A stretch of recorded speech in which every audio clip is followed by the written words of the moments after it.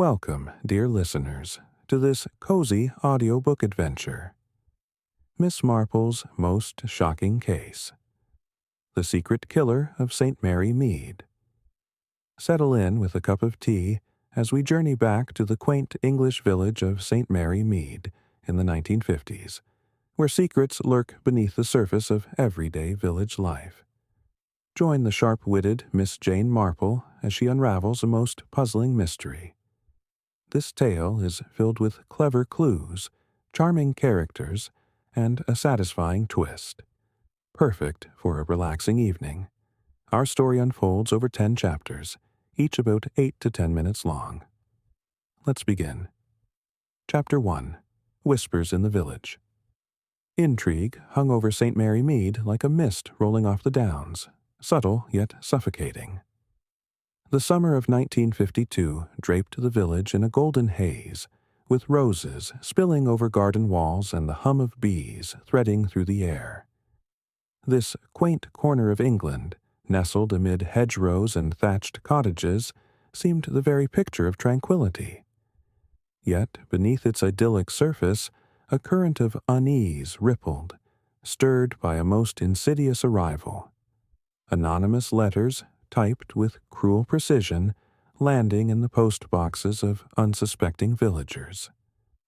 Miss Jane Marple, a spinster of advancing years with a mind sharper than the thorns on her prized roses, sat in her cottage garden at Mead, her fingers deftly tending to a bed of delphiniums. Her white hair was neatly pinned beneath a sensible straw hat, and her blue eyes, bright as polished sapphires, flickered with quiet observation. To the casual passer-by, she was merely an elderly lady absorbed in her flowers, but those who knew her understood that Miss Marple missed nothing. Not a glance, not a whisper, not the faintest shift in the village's rhythm. The garden was her sanctuary, a place where she could think, reflect, and piece together the puzzles that life so often presented. Today, however, her thoughts were interrupted by the hurried patter of footsteps on the flagstone path. Cherry Baker, her young maid, burst into the garden, her apron dusted with flour and her cheeks flushed with excitement. "Oh, Miss Marple, have you heard?" Cherry's voice was breathless, her eyes wide.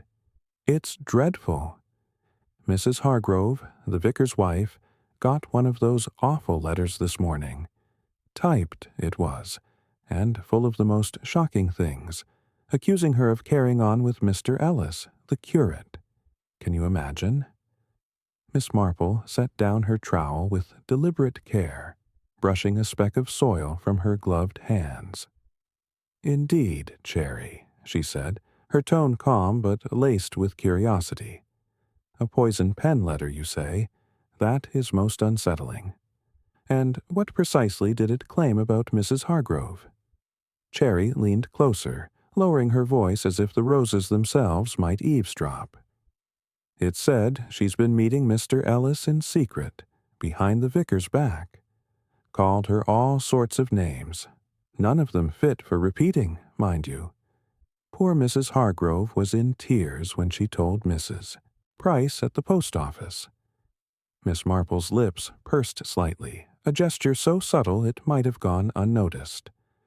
"How very distressing for her," she murmured.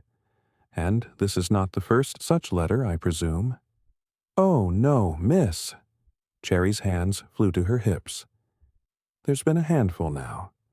Dr. Haydock got one last week, accusing him of overprescribing medicines to line his pockets. And old Mr. Sims, the gardener up at the manor, got one claiming he's been stealing from Colonel Bantry's estate. Even Mrs. Price herself got one, saying she's been sneaking peeks at people's mail before delivering it. The whole village is in a tizzy." Miss Marple removed her spectacles, polishing them thoughtfully with a corner of her handkerchief. "How very interesting," she said, almost to herself. "These letters seem designed to stir up trouble, to unearth old grudges and plant new ones. I wonder who could be behind such a campaign." Cherry hesitated, then ventured. "Some say it's just a prank, miss. Kids, maybe, or someone with too much time on their hands. But it feels nastier than that, don't it?" "Indeed it does, Cherry." Miss Marple's gaze drifted to the horizon, where the church spire of St Mary Mead pierced the summer sky. Malice of this kind is rarely idle. It has a purpose, even if we cannot yet see it. The village of St Mary Mead was a patchwork of old stone cottages, winding lanes, and secrets kept close as a clasped locket. Its heart was the High Street, where the post office, run by the sharp-tongued Mrs. Price, served as both a hub of communication and a crucible for gossip. Across from it stood the vicarage, home to Reverend and Mrs. Hargrove, whose garden teas were the highlight of the social calendar. Up the hill loomed Bantry Manor, where Colonel Arthur Bantry and his vivacious wife Dolly presided over the village's grandest estate. These landmarks, familiar as old friends, now felt tainted by the shadow of suspicion. Miss Marple rose from her gardening stool, brushing her hands together. "Cherry, would you be so kind as to fetch my shawl? I think a stroll to the post office might be in order. One hears such interesting things there." Cherry nodded eagerly and darted inside. Miss Marple adjusted her hat, her mind already turning over the fragments of this new puzzle. Anonymous letters were not uncommon in village life. She recalled a case in nearby Much Benham years ago, where such letters had masked a far darker crime. But here, in St. Mary Mead, it was unthinkable. And yet, she thought, as she stepped onto the lane, human nature was the same everywhere, capable of great kindness and great cruelty. The High Street was bustling in its quiet village way. Mrs. Mop, the baker's wife, swept crumbs from her shop's doorstep, nodding to Miss Marple as she passed. Young Tommy Price, the postmistress's son, darted by on his bicycle, a bundle of letters tucked under his arm. At the post office, a small crowd had gathered, their voices low but urgent. Miss Marple slipped inside, her presence as unassuming as a shadow. Mrs. Price stood behind the counter, her pince-nez perched precariously on her nose. She was a woman of middle years, with a penchant for starched collars and an encyclopedic knowledge of village affairs. "Miss Marple," she greeted, her voice tight. "I suppose you've heard about these wretched letters."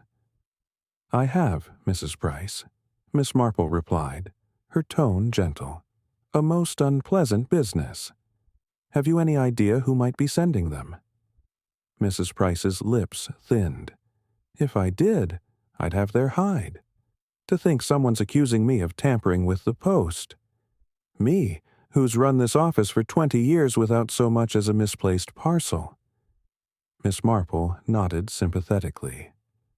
"It must be terribly upsetting. Have you kept the letter you received?" Mrs. Price hesitated, then produced a folded sheet from beneath the counter.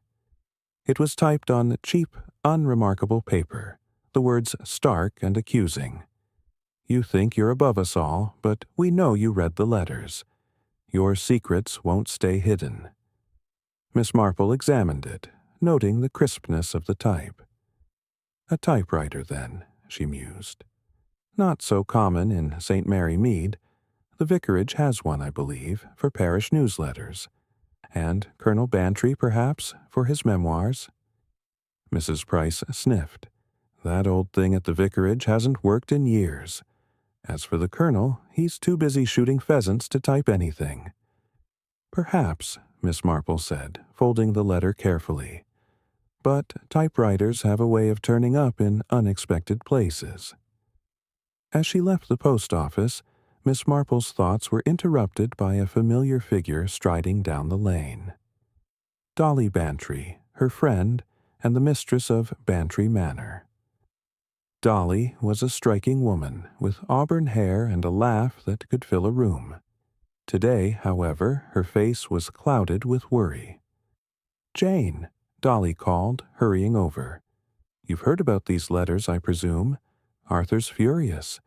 He got one this morning, accusing him of cheating at cards during the whist drive last month. Can you imagine? Arthur cheating." Miss Marple's eyebrows lifted slightly. "The Colonel? Most unlikely. But these letters seem to target anyone of prominence. Tell me, Dolly, what did his say exactly?" Dolly fished a crumpled envelope from her handbag. "Here, see for yourself. It's beastly." The letter was much like the others. Typed, impersonal, venomous. "Colonel Bantry, your honor is a sham. Everyone knows you rig the games. The village will see you for what you are." Miss Marple folded it thoughtfully. How curious. The writer seems to know just where to strike. Petty grievances, but ones that sting. I wonder if there's a pattern. Dolly sighed. "Arthur's calling a meeting at the village hall tomorrow to get to the bottom of it. He says it's a matter of principle. Will you come, Jane?" "Of course," Miss Marple said. "I shouldn't miss it for the world." As Dolly hurried off, Miss Marple lingered by the churchyard, her gaze resting on the weathered gravestones. She thought of the suspects so far. Mrs. Hargrove, the vicar's wife, accused of an improper liaison. Dr. Haydock, the village physician, accused of profiteering. Mr. Sims, the manor's gardener, accused of theft. And Mrs. Price, the postmistress, accused of betrayal. Each had a motive to resent the letters, but also perhaps to write them. And then there was the curate, Mr. Ellis, young and earnest, caught in the crossfire of gossip. Miss Marple's mind turned to the typewriter. Few in St. Mary Mead owned such a machine, but access was another matter. The vicarage, the manor, perhaps even the doctor's surgery. Typewriters could be borrowed or used in secret. And the cyanide, she thought suddenly, recalling a case from her youth. Poison was a coward's weapon, but effective. Could these letters be a prelude to something worse? As the sun dipped below the hills, casting long shadows across the village, Miss Marple made her way home. The roses in her garden glowed in the twilight, their beauty belying the thorns beneath. Much like St. Mary Mead itself, she thought. Beautiful, peaceful, but with secrets waiting to be plucked. Cherry met her at the door, a cup of tea ready. "Any news, miss?" she asked eagerly. Miss Marple smiled faintly. "Only whispers, Cherry, but whispers have a way of growing louder." As she sipped her tea, Miss Marple's mind worked like her knitting needles, steady and precise. The anonymous letters were no mere prank. They were a thread, and she would follow it to the heart of the mystery. For in St. Mary Mead, as in life, nothing was ever quite as it seemed. Chapter 2. The Gathering Storm. The air in St. Mary Mead crackled with unease, as if the village itself sensed the storm brewing beneath its placid surface. The anonymous letters, those venomous missives typed with cold precision, had burrowed into the community's heart like thorns, pricking at old wounds and sowing fresh distrust. By the evening of the village hall meeting, called by Colonel Arthur Bantry to confront the menace, the summer dusk felt heavy, the sky bruised with clouds that mirrored the villagers' moods. Miss Jane Marple, her shawl draped lightly over her shoulders, walked the cobbled lane to the hall, her steps measured but her mind racing. Something was afoot in St. Mary Mead, and she felt the tug of a thread that, once pulled, might unravel a far darker tapestry. The village hall, a sturdy relic of Victorian pride, stood at the edge of the high street, its windows glowing with lamplight. Inside, the air was thick with the scent of polished wood and the murmur of anxious voices. The hall's walls, adorned with faded Union Jack banners and a portrait of a long-dead mayor, seemed to watch the gathering with silent judgment. Villagers filled the rows of chairs, their faces a mix of indignation, fear, and curiosity. Miss Marple slipped into a seat at the back, her knitting bag at her side, her eyes scanning the room like a hawk over a meadow. Colonel Bantry stood at the front, his military bearing unmistakable despite his advancing years. His mustache bristled as he surveyed the crowd, his voice booming with the authority of a man accustomed to command. "Good evening, ladies and gentlemen," he began, his tone clipped. "This nonsense with the anonymous letters must stop. They're tearing our community apart, sowing lies and suspicion. I've called you here to get to the bottom of it. Has anyone seen anything suspicious? Speak up." A ripple of murmurs passed through the crowd. Mrs. Hargrove, the vicar's wife, sat near the front, her plump frame swathed in a floral dress, her hands twisting a handkerchief. Her face was pale, her eyes darting nervously to the young curate, Mr. Ellis, who sat a row away, his cheeks flushed with embarrassment. Dr. Haydock, the village physician, leaned against a wall, his wire-rimmed glasses glinting as he frowned. Beside him, old Mr. Sims, the manor's gardener, glowered at the floor, his gnarled hands clenched. Mrs. Price, the postmistress, stood near the door, her lips pursed in a thin line of indignation. Miss Marple's needles clicked softly in her lap, a rhythm that steadied her thoughts. She noted the tension in Mrs. Hargrove's shoulders, the way Mr. Ellis avoided her gaze, the faint tremor in Dr. Haydock's hand as he adjusted his glasses. Small details, but to Miss Marple they were like stitches in a pattern, each one revealing a little more of the whole. Mrs. Hargrove rose, her voice quavering. "It's dreadful, Colonel. My husband and we've done nothing to deserve such lies. That letter about me and Mr. Ellis, it's wicked. Who would spread such falsehoods?" The curate, Mr. Ellis, a lanky young man with earnest eyes, cleared his throat. "I assure you all, there's no truth to it. I'm devoted to my duties at the vicarage. This is humiliating." Colonel Bantry nodded gruffly. "No one's accusing you yet, lad, but someone's stirring the pot. Any ideas?" Dr. Haydock stepped forward, his tone measured but sharp. "I've examined the envelopes. Cheap typewriter paper posted locally, the postmarks from our own office." He glanced at Mrs. Price, who bristled. "Are you implying I'm involved, Doctor?" she snapped. "I've been a victim myself, thank you very much. My letter accused me of reading private mail. Utter nonsense." The room buzzed with whispers. Miss Marple's eyes flicked to Mrs. Price, noting the defensive tilt of her chin. A red herring, perhaps. The postmistress had access to every letter in St. Mary Mead, but her outrage seemed genuine. Or was it too practiced?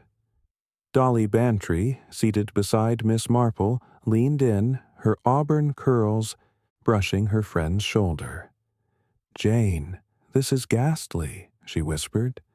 "Arthur's beside himself. That letter about his card-playing, it's hit him hard. He's talking about hiring a private detective." Miss Marple's lips curved faintly. "A detective may be useful, Dolly, but I suspect the answers are already here, in this room. People's reactions are so very telling. Fear, anger, guilt. They all wear different masks, but up close, oh, how they reveal themselves." Before Dolly could reply, a commotion erupted at the door. Young Tommy Price, the postmistress's son, burst in, clutching a folded sheet of paper. His face was ashen, his cap askew. "Colonel, I found this, slipped under the door just now." The room fell silent as Colonel Bantry took the paper, his brows furrowing. He unfolded it, his eyes scanning the typed words, and his face darkened. "Good God," he muttered, then read aloud, "The secrets of St Mary Mead will be the death of you all." A collective gasp rose from the crowd. Mrs. Hargrove clutched her husband's arm, her handkerchief pressed to her mouth. Mr. Ellis's hands trembled as he gripped the back of a chair. Dr. Haydock's frown deepened, and Mr. Sims muttered something under his breath. Mrs. Price, for once, was speechless, her pince-nez slipping down her nose. Miss Marple's needles paused. A threat now. This was no mere prank. The letter's words carried a chill, a promise of something darker than village gossip. She glanced at the suspects, her mind cataloging their reactions. Mrs. Hargrove's fear seemed genuine, but was it for herself or another? Mr. Ellis's flush could be embarrassment or guilt. Dr. Haydock's calm demeanor felt too controlled, and Mr. Sims's muttering hinted at secrets buried deep. Mrs. Price's silence was perhaps the most telling of all. Colonel Bantry crumpled the letter in his fist. "This is intolerable. I'll have the police in if I must. Whoever's behind this will answer for it." Reverend Hargrove, a mild-mannered man with a balding pate, stood, his voice soothing. "Let's not lose our heads, friends. We must trust in reason, and perhaps prayer, to guide us. These letters are a test of our community's strength." Miss Marple nodded politely, but her thoughts were elsewhere. Prayer was all well and good, but reason and observation would unmask this poison pen. She recalled a case in her youth, in the village of Little Paddocks, where anonymous letters had masked a theft. But this felt different, more personal, more dangerous. As the meeting dissolved into heated murmurs, Miss Marple slipped out into the cooling night. The village hall's lights spilled onto the lane, casting long shadows that danced like specters. She paused by the churchyard, where the gravestones stood silent under the moon. The threat in that letter lingered in her mind. The secrets of St. Mary Mead will be the death of you all. A melodramatic phrase, perhaps, but melodrama often cloaked truth. Back at Mead, Cherry was waiting, her eyes wide with questions. "Well, miss, what happened? Did they catch the culprit?" Miss Marple settled into her armchair, her knitting resumed. "Not yet, Cherry, but the meeting was most illuminating. People reveal so much when they think they're hiding." Cherry perched on the edge of a chair. "Was it awful? That letter Tommy found. Folk are saying it's a curse." "Nonsense," Miss Marple said briskly. "Curses are for stories, not St. Mary Mead. But threats are human, and humans leave traces." She thought of the suspects. Mrs. Hargrove, whose nervous glances suggested more than wounded pride. Mr. Ellis, whose youth made him vulnerable to accusation. Dr. Haydock, whose medical knowledge could access dangerous substances. Mr. Sims, whose grudge against the colonel was an open secret. And Mrs. Price, whose control over the post made her both victim and suspect. Each had a motive, but motive alone was not enough. There were clues to be found, in the typewriter's distinctive letters, in the timing of the deliveries, in the very words chosen. As Cherry bustled off to make tea, Miss Marple's gaze drifted to her garden, where the roses glowed faintly in the moonlight. She thought of the cyanide mentioned in passing at the meeting, a poison easily obtained from a doctor's surgery or a gardener's shed. The letters were a distraction, she suspected, a smokescreen for something deeper. But what? And who? The clock on the mantel ticked softly, marking the hours until morning. Miss Marple's needles clicked in rhythm, each stitch a step closer to the truth. The village slept, but its secrets did not. Somewhere in St Mary Mead, a typewriter sat silent, its keys holding the answers, and Miss Marple, with her quiet persistence, would find them. Chapter 3. Tea and Tension. The morning sun bathed St Mary Mead in a deceptively serene glow, as if the village could shrug off the venom of its anonymous letters with the warmth of a summer's day. Yet the air held a tautness, like a violin string stretched to breaking. The poison pen had struck deep, and the threat delivered at the village hall, "The secrets of St Mary Mead will be the death of you all," lingered in every whispered conversation. Miss Jane Marple, her shawl draped over her shoulders, stepped out of Dana Mead cottage with a quiet resolve. The village might appear tranquil, but she sensed a current of malice beneath its surface, and she meant to trace it to its source. The vicarage garden, where Mrs. Hargrove was hosting a charity tea to restore the community's spirits, was a vision of pastoral charm. Trestled tables groaned under the weight of scones, cucumber sandwiches, and pots of steaming Earl Grey, their silver lids glinting in the dappled shade of ancient oaks. Roses climbed the stone walls, and the hum of polite chatter mingled with the clink of china. To an outsider, it was the epitome of village harmony, but Miss Marple's sharp eyes caught the undercurrents. The forced smiles, the sidelong glances, the hands that fidgeted with teaspoons. She settled into a wicker chair near the edge of the lawn, her knitting bag at her side, her needles clicking softly as she observed the gathering. The villagers had turned out in force, determined to show that St Mary Mead would not be cowed by anonymous threats. Yet the weight of suspicion hung heavy, and Miss Marple knew that somewhere among the teacups and pleasantries a secret killer was watching. Reverend Hargrove, a gentle man with a balding pate and a perpetually worried expression, approached her with a warm smile. "Miss Marple, so good of you to come," he said, his voice soft but earnest.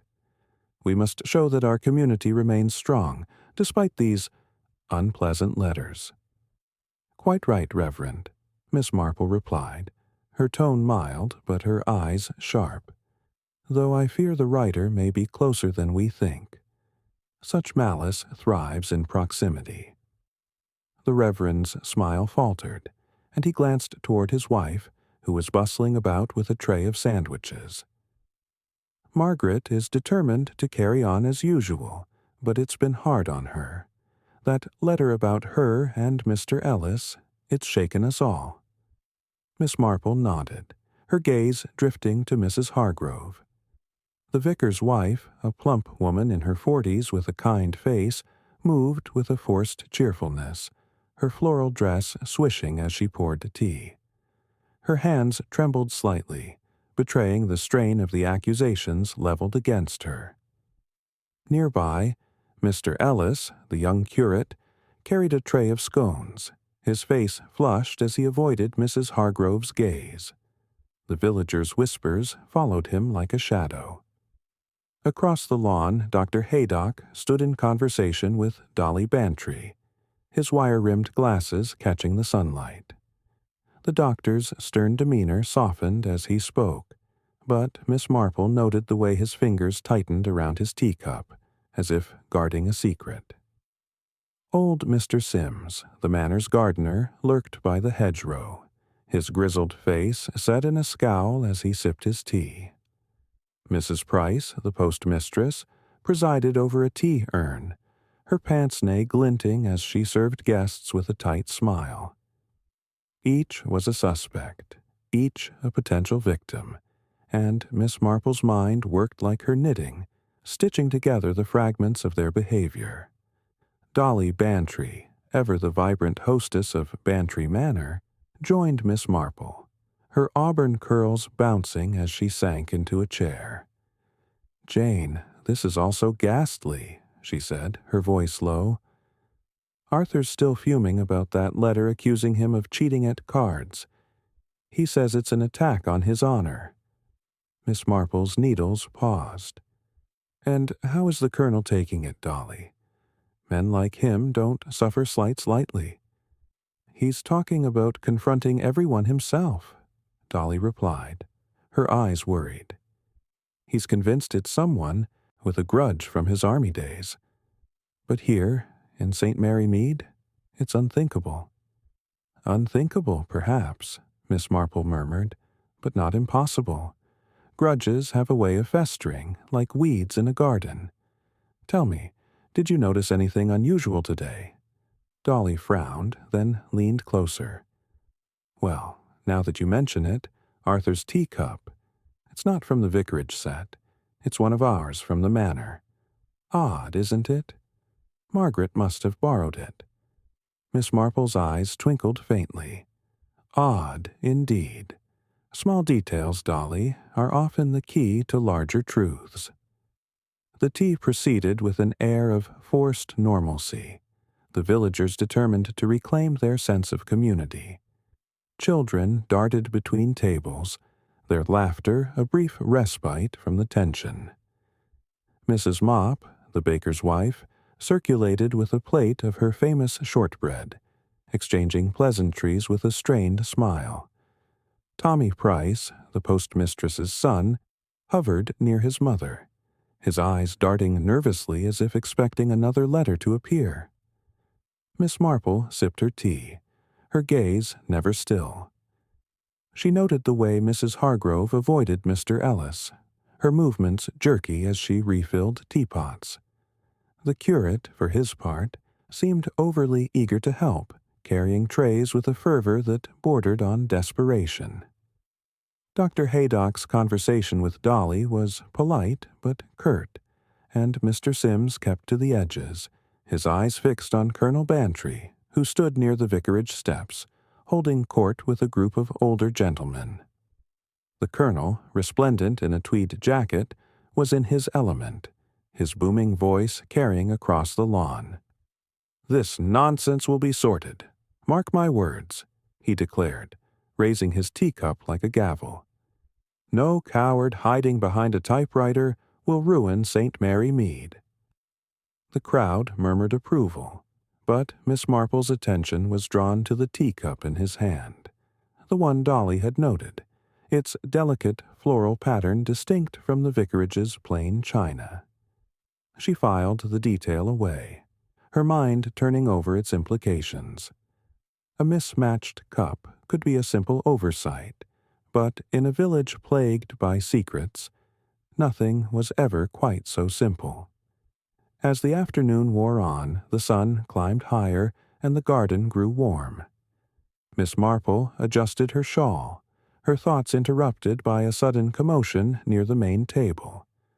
Colonel Bantry, mid-sentence, clutched his throat, his face contorting in pain. "Good heavens," he gasped, his voice hoarse. "I feel queer." His teacup slipped from his hand, shattering on the grass, and he staggered, his face turning a ghastly shade of ashen gray. The crowd froze, then erupted into chaos as he collapsed, his body crumpling like a marionette with cut strings. "Arthur!" Dolly screamed, rushing to his side. "Someone help him!" Dr. Haydock was there in an instant, kneeling beside the colonel, his fingers searching for a pulse. The crowd pressed closer, their voices a cacophony of shock and fear.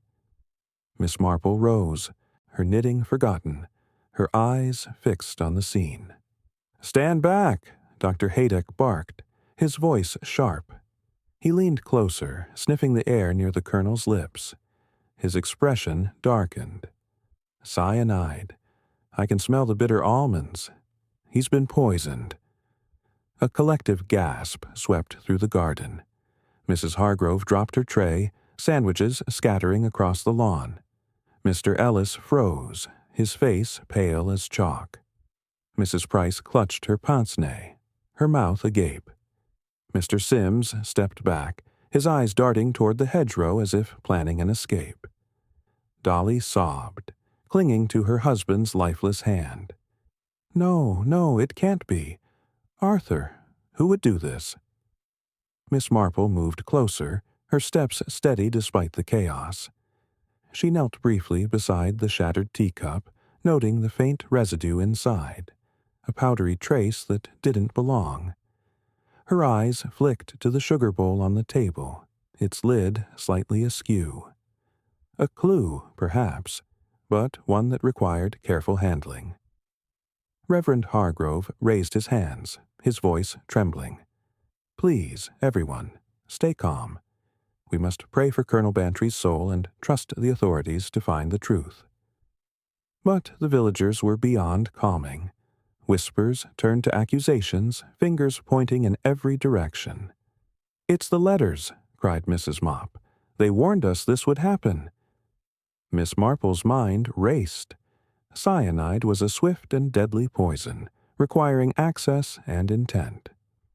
The doctor's surgery would have it for medical purposes. Mr. Sims, as a gardener, might have access to it in the form of rat poison.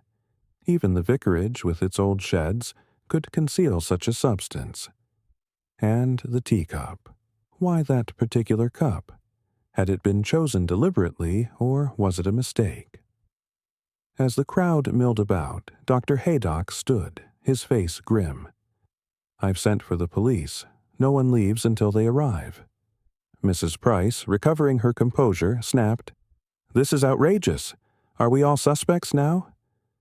Miss Marple's gaze lingered on her, then shifted to the others. Mrs. Hargrove's tears seemed genuine, but tears could mask guilt. Mr. Ellis's hands shook as he helped clear the table, his movements frantic. Mr. Sims had slipped closer to the hedgerow, his expression unreadable. And Dr. Haydock, his quick diagnosis of cyanide was almost too precise, as if he'd expected it. Dolly clutched Miss Marple's arm, her voice a whisper. "Jane, you must help. Arthur, someone did this deliberately. Those letters, they were a warning." Miss Marple patted her hand gently. "I fear you're right, Dolly. But warnings, like clues, are meant to be read. And I intend to read them." As the sun dipped lower, casting long shadows across the vicarage garden, the villagers waited for the police, their faces etched with fear and suspicion. Miss Marple returned to her chair, her knitting resumed, but her mind was far from idle. The poison pen had become a poisoner, and the stakes were now deadly. Somewhere in this garden, among the teacups and roses, lay the truth, a truth Miss Marple was determined to uncover, one careful stitch at a time. Chapter 4. The Inspector Arrives. The vicarage garden, once a haven of scones and civility, now lay under a pall of dread. Colonel Arthur Bantry's lifeless form had been gently covered with a tablecloth, his crumpled figure a stark contrast to the vibrant roses climbing the stone walls. The villagers of St. Mary Mead, gathered in shocked clusters, whispered accusations as the summer sun sank lower, casting long, jagged shadows across the lawn.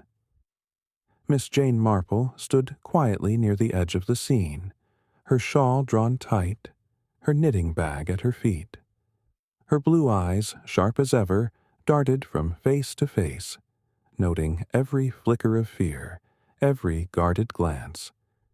The poison pen had drawn blood, and the village was no longer a place of cozy secrets, but a stage for murder. The wail of a police siren cut through the murmurs, and soon Inspector Slack strode into the garden, his brisk manner as abrasive as the gravel beneath his boots. A lean man with a perpetually skeptical expression, Slack was known in St. Mary Mead for his efficiency and his disdain for amateur meddling. His notebook was already open, his pencil poised like a weapon. Behind him trailed Constable Harris, a younger officer whose nervous energy betrayed his inexperience. "Right then," Slack announced, his voice sharp. "Nobody leaves. We've a murder on our hands, and I'll have answers. Who saw what?" The villagers shrank under his gaze, their earlier bravado dissolving. Dolly Bantry, her face streaked with tears, clung to Miss Marple's arm. "Jane, it's too awful. Arthur, poisoned. Who could do such a thing?" Miss Marple patted her friend's hand, her voice soft but steady. "Someone with a motive, Dolly, and the means. We must trust the inspector to do his work, but I suspect the truth lies in the details we've yet to uncover." Slack, overhearing, turned to her with a scowl. "Miss Marple, I understand you've a reputation for poking about in these matters. But this is police business. Leave it to the professionals." Miss Marple inclined her head, her smile mild but unyielding. "Of course, Inspector, though I might suggest you consider the anonymous letters. They're connected, I'm sure. A pattern of malice often precedes a crime like this." Slack grunted, clearly unimpressed, and turned to Dr. Haydock, who was still kneeling beside the colonel's body. "Doctor, your assessment?" "Cyanide poisoning," Haydock said grimly, rising to his feet. The smell of bitter almonds was unmistakable. Death would have been near instantaneous. The poison was likely in his tea, or something he ingested moments before. Slack's eyes narrowed. "And where does one get cyanide in a village like this?" Haydock adjusted his glasses, his tone measured. "It's not uncommon. My surgery has it for certain treatments, tightly controlled, of course. And gardeners use it in rat poison. Mr. Sims might know more about that." Mr. Sims, lurking near the hedgerow, stiffened at the mention of his name. "Don't you pin this on me, Doctor," he growled, his grizzled face flushing. "I keep my shed locked. Ain't nobody been in there but me." Slack scribbled in his notebook. "We'll check that shed, Sims. And you, Mrs. Price," he said, turning to the postmistress. "These letters came through your office. We've traced the typewriter to a model you use. Care to explain?" Mrs. Price's pince-nez quivered as she drew herself up. "I've done nothing wrong, Inspector. I received one of those vile letters myself, accusing me of tampering with the post. I'd never. And my typewriter's been in plain sight at the post office. Anyone could have used it."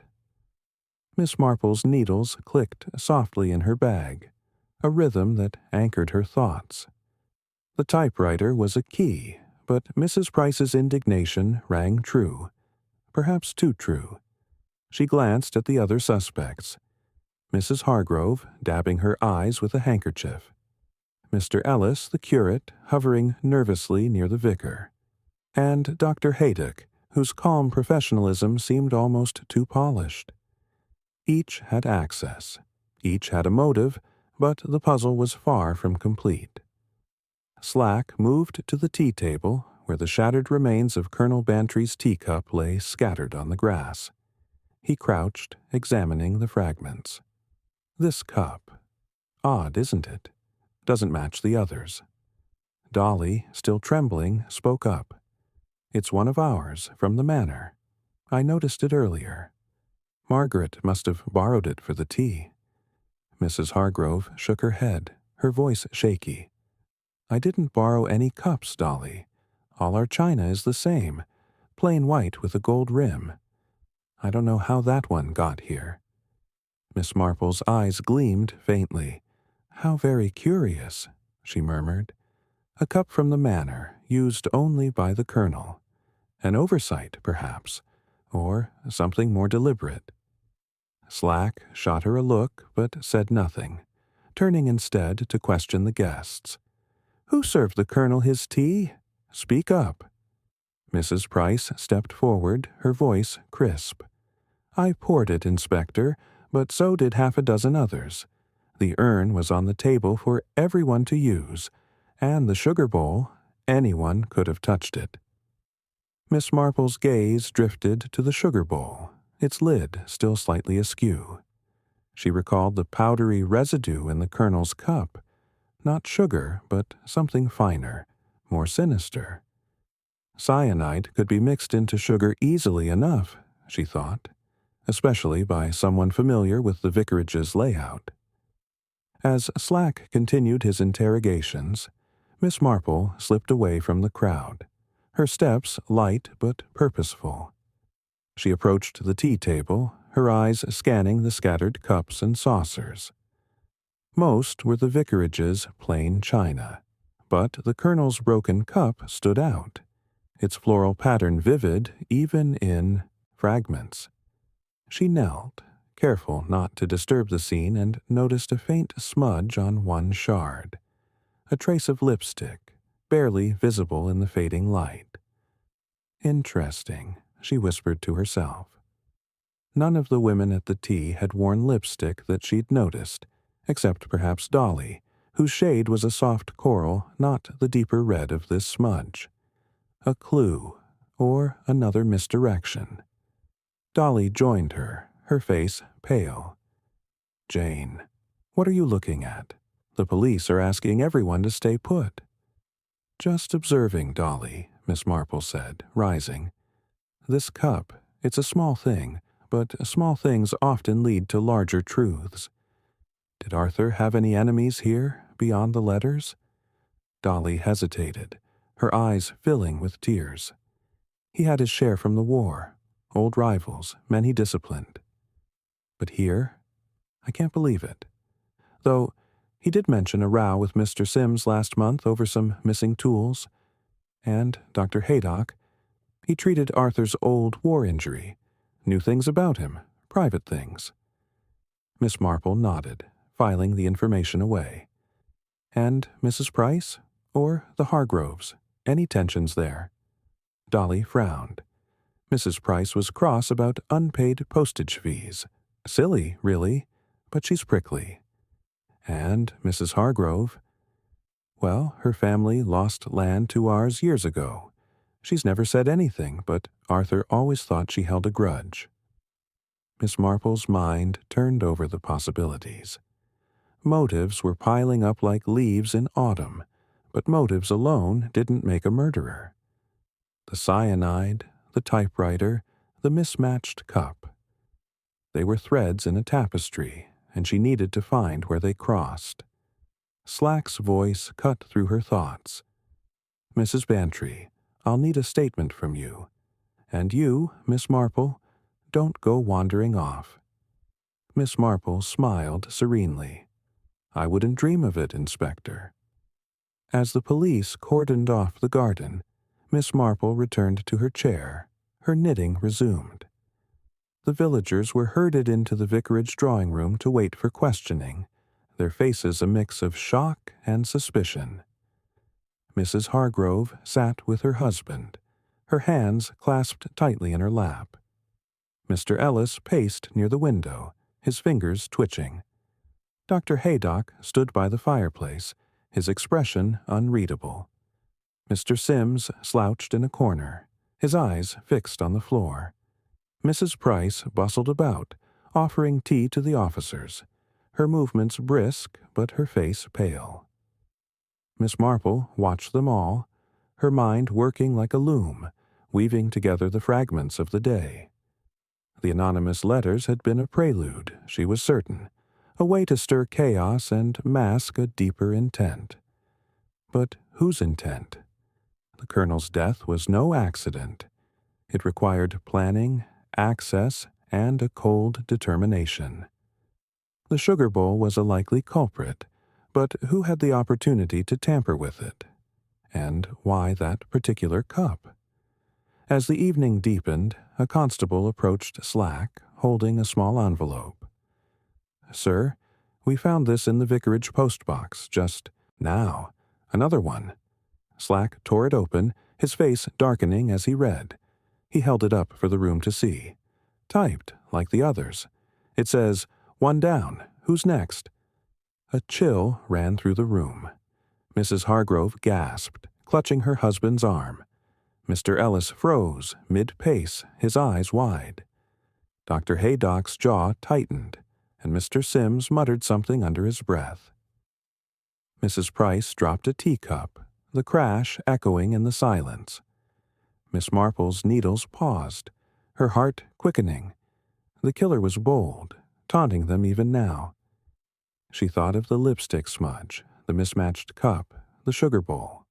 Small details, but in St. Mary Mead, small details were the key to unraveling secrets.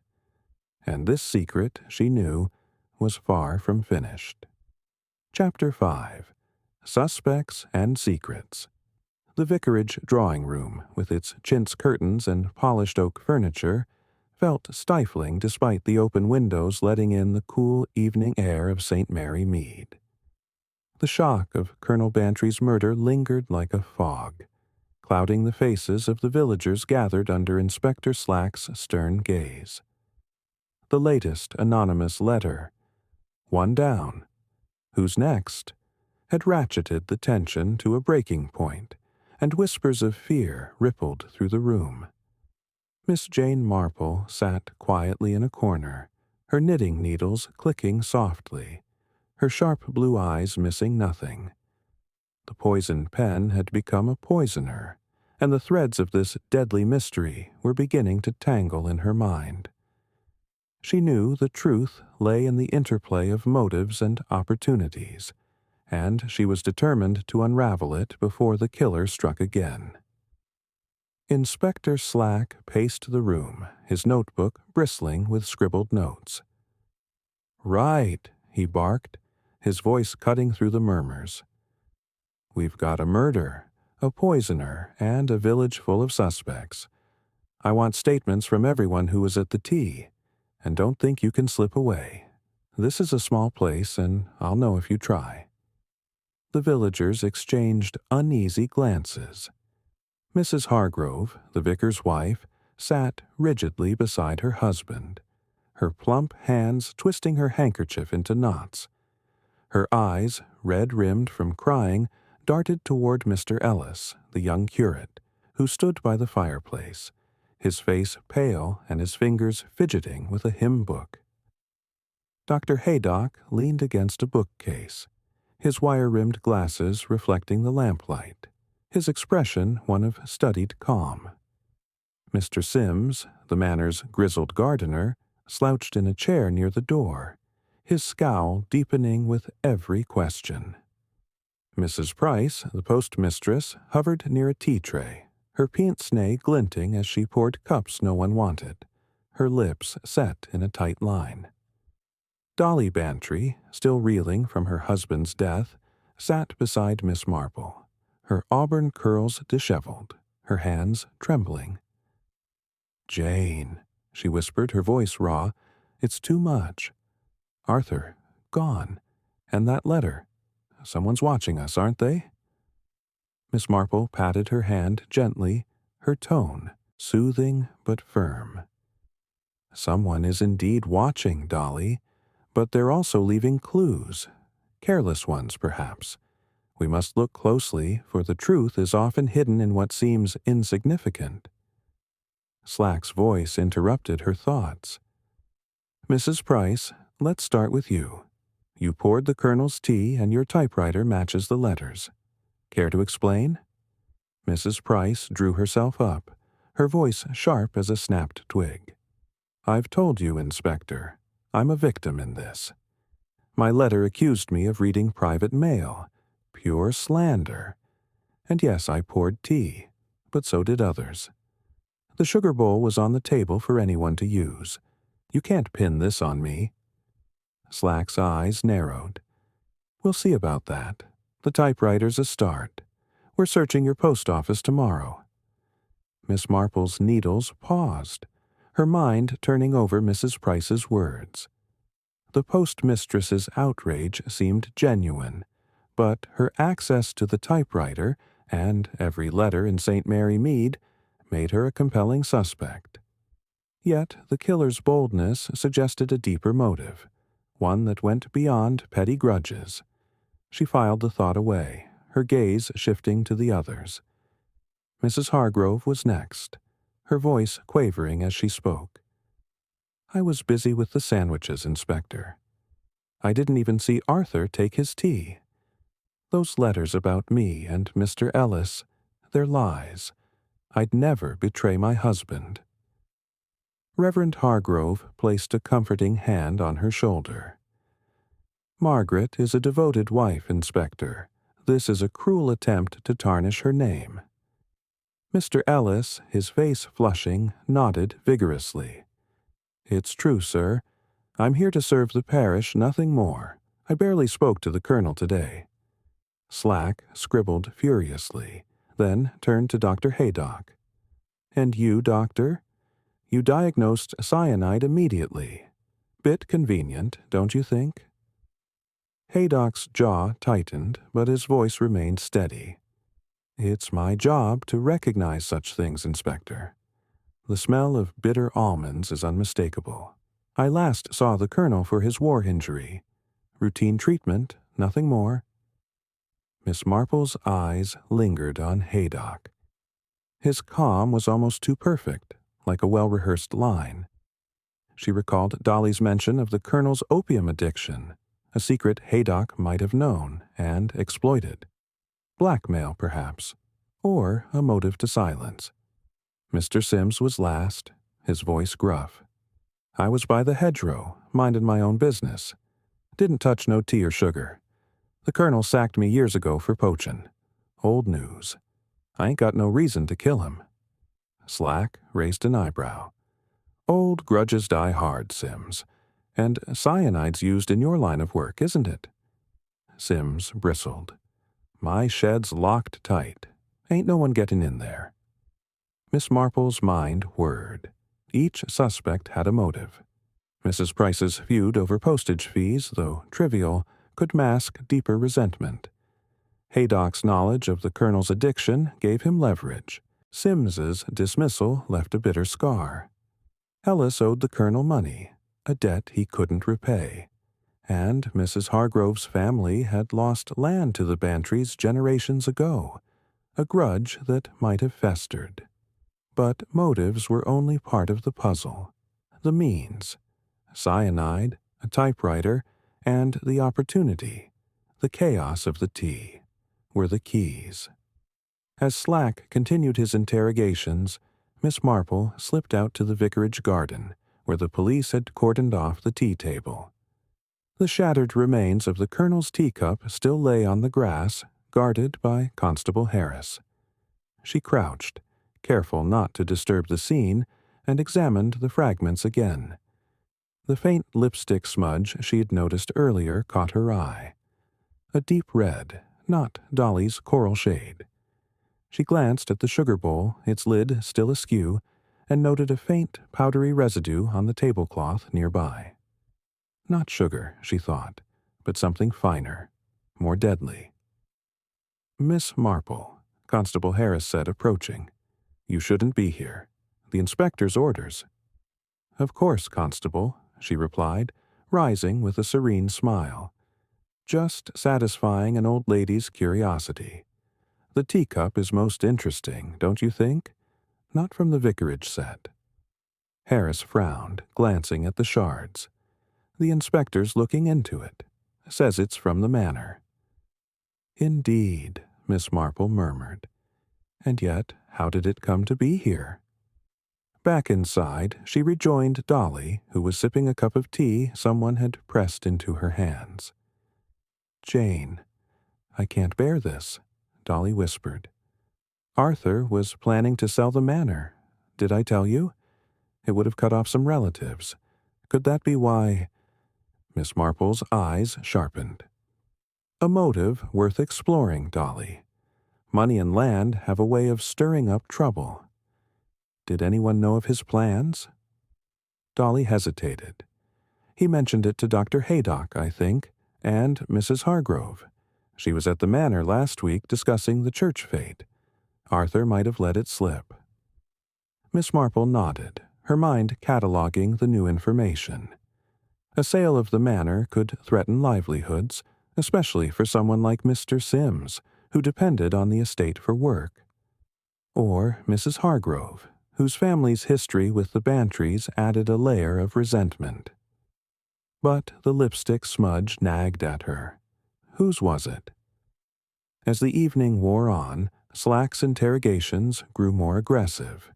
He zeroed in on Mr. Ellis, whose nervous demeanor made him an easy target. "You owed the colonel money, didn't you?" Slack pressed. "Couldn't pay him back, so you got desperate?" Ellis's eyes widened. "No, sir. I was working out a plan to repay him. I'd never—" Slack cut him off, holding up a typed note found in Ellis's room at the vicarage. "This was under your bed. Matches the other letters. Care to explain?" Ellis paled. "I don't know how that got there. Someone must have planted it." Miss Marple's needles paused. The paper was indeed similar, but the type was slightly misaligned, unlike the crisp letters she'd seen. A plant, she thought, designed to mislead. The killer was clever, using the letters to sow chaos and divert suspicion. She approached Slack quietly. "Inspector, might I suggest examining the typewriter ribbons? The post office machine may not be the only one in use. And the sugar bowl. Has it been tested for cyanide?" Slack scowled but nodded. "We're sending it to the lab, and the ribbons too. But don't think you're running this show, Miss Marple." "Of course not," she replied, her smile disarming. "Merely offering a thought." As the villagers were dismissed to their homes, Miss Marple lingered, her gaze sweeping the room. She noticed a glove on the floor near the tea tray. Dolly's, by the look of it, monogrammed with her initials. Too obvious, she thought, dismissing it as another red herring. The killer was playing a game, scattering clues to confuse. But Miss Marple was no stranger to games, and she played to win. Outside, the village was cloaked in darkness, the stars obscured by clouds. Miss Marple walked home, her steps slow but purposeful. Cherry met her at the door, her eyes wide. "Miss, they're saying it's Mr. Ellis. That letter in his room? Folk think he's the killer." "Nonsense, Cherry," Miss Marple said, settling into her armchair. "That letter was planted to mislead. The truth is in the details. The cup, the lipstick, the sugar bowl. Someone knew exactly what they were doing." Cherry poured tea, her hands shaking. "It's like a nightmare, miss. First the letters, now this. Who's next?" Miss Marple's eyes gleamed in the lamplight. "That, Cherry, is what we must prevent. The killer is bold, but boldness leaves traces, and I intend to find them." As she sipped her tea, her mind wove together the threads: the colonel's death, the anonymous letters, the suspect's motives. The lipstick smudge was a puzzle. Whose lips had touched that cup? And the Manor's teacup. How had it traveled to the vicarage? The answers were close, she felt, hidden in the everyday rhythms of St. Mary Mead. The killer was among them, watching, waiting. But Miss Marple was watching too, and her quiet vigilance would not falter.